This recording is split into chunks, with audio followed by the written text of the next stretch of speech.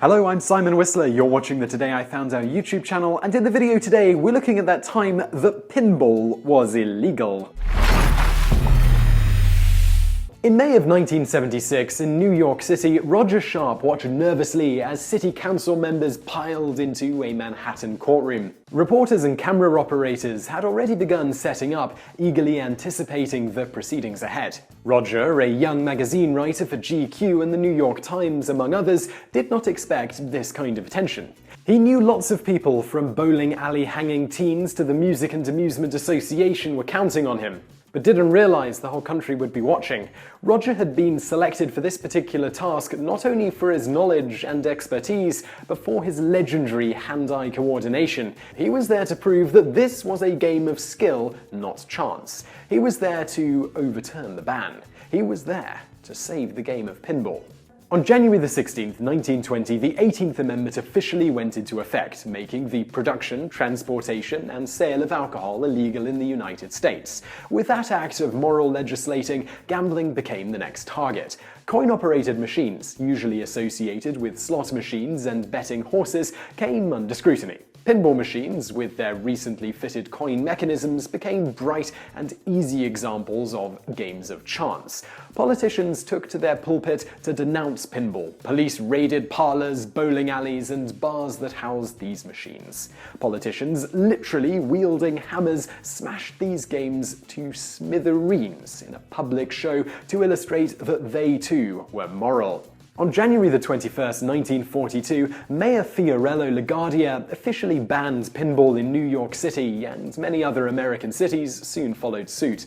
Despite this ban, pinball designers continued to operate. While pinball was officially publicly banned, it was still legal to own machines for private use, not to mention Rouge arcades and bars who placed pinball machines in dark corners in opposition to the bans. Companies like Gottlieb, Bally's, and Williams proceeded to develop new innovations for their games, like double flippers, free bells, and electronic games. In fact, many localities regarded free balls different than free games and allowed pinball machines that had this feature to be used in public locations. In addition, the artwork on the machines became more elaborate and intricate, attracting new, visually impressed fans. Even in the shadow of the ban, the pinball industry had found a way to survive. So this brings us back to the May morning in 1976, with Mr. Sharpe waiting patiently to enter the courtroom. He had been hired by the Music and Amusement Association, MAA for short, to be their star witness in their pursuit to overturn the ban on pinball in New York City. Roger Sharpe, besides being a writer on the subject matter, was also a superb player himself, widely considered to be the best in the country. He had been provided with 2 machines to prove his case, with one being a backup in the event that the first machine broke. While the MAA had been granted this hearing due to one committee member's sponsored bill to overturn the ban, the other committee members were known to be against lifting the ban on pinball. The MAA, the bill, and Mr. Sharpe were the underdogs in the fight. Upon entering the courtroom, Sharpe began eloquently to argue why the ban should be overturned, stating that while in the past it may have been associated with gambling, this was no longer the case. It was a game that tested your patience, hand-eye coordination, and reflexes. Quite simply, it was a game of skill, not chance. As expected, Mr. Sharpe was asked to prove this assertion, thus he began to play one of the machines in the pinball game of his life. He was soon to be stopped by one particularly grumpy councilman, however.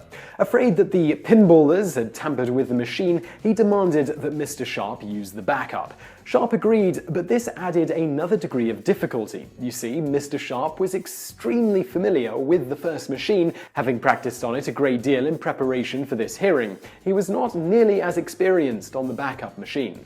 Nonetheless, he agreed and began playing on the backup. Despite playing well with the weight of a giant silver ball on him, the grumpy council member was not impressed.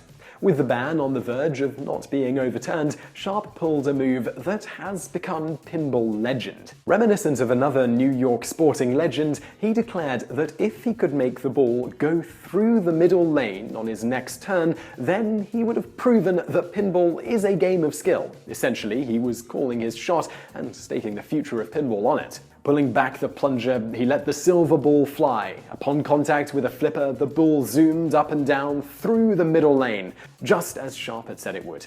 He became the Babe Ruth of pinball, and with that proved that there was indeed skill to the game of pinball. The council immediately overturned the ban on pinball.